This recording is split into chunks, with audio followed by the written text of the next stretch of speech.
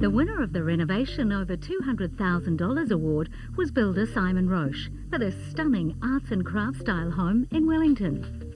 It's hard to believe that less than a year ago, this home was a tiny, single-level 1920s house with 2 bedrooms in a great location with one of the best views in Wellington.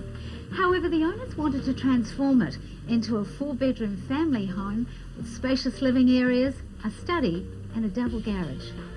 The result is a seamless flow between old and new, requiring a high standard of craftsmanship and materials that mirrored those in the original house. The judges were impressed by the skill of the builders and their attention to detail, a splendid job of which the homeowner and builder can be justifiably proud. Well, Simon, from both outside and now inside, you would never know that this house had been modernised or altered in any way. So what is old and what's new? Well, the only old remaining part of the house is in this room here. That is just the timber panelling on the walls and the Remu beams on the ceiling. Everything else has totally been rebuilt.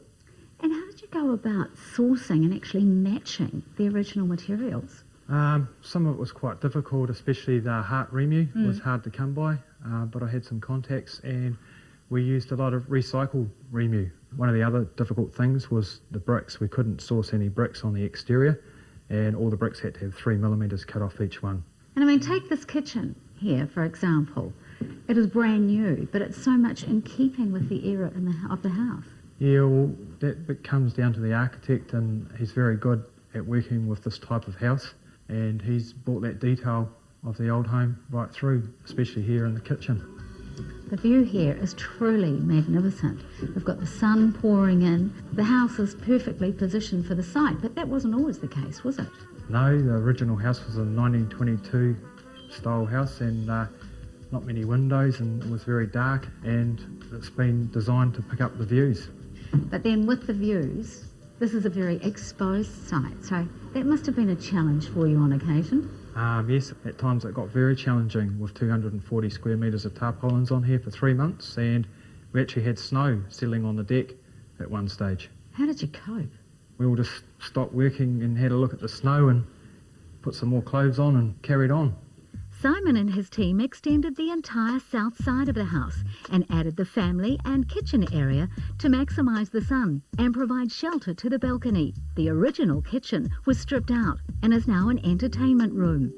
A dated aluminium conservatory was replaced with an angle nook window, complete with LED lights and panelling to match the dining area. 2 downstairs bedrooms were rejibbed and redecorated, and a new bathroom was installed. The old bathroom was removed to make way for the staircase to access the new upper level. Philip, do you have a particular passion for this era of home? I love this arts and crafts period where the workmanship is such a high standard, and you can see it's been built with passion. And workmanship like that, to get that these days is just, great. And that's why it's a winning house. Yeah. And Philip, this entire top floor is new, and yet it looks very original. Yes, we went to a lot of trouble to keep this in the arts and crafts style, and although it's different to the rest of the house, it's the same sort of construction. What was the most challenging aspect in the design of this for you? Maintaining the arts and crafts character, getting the materials that are appropriate, and finding a builder that could do this sort of work. As well as the study, there's a bathroom, a child's bedroom and the master bedroom on the top floor, completing what is now a magnificent family home. The end result speaks for itself. We've ended up being good friends with the owners, so it's a fantastic result for all involved.